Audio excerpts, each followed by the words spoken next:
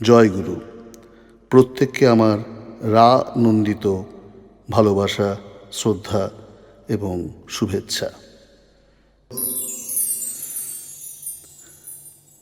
শ্রী শ্রী ঠাকুর অনুকূলচন্দ্রের চলার সাথী গ্রন্থের বাণী।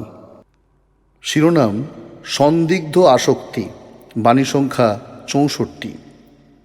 নিজের কাহারও প্রতি ভাব, ভক্তি, ভালোবাসা ইত্যাদিকে অস্বীকার করা বা সন্দেহ করা বা বিশ্লেষণ করা আর জীবনের এলিক্সিরকে আস্থা করে ছিটিয়ে দেওয়া একই কথা।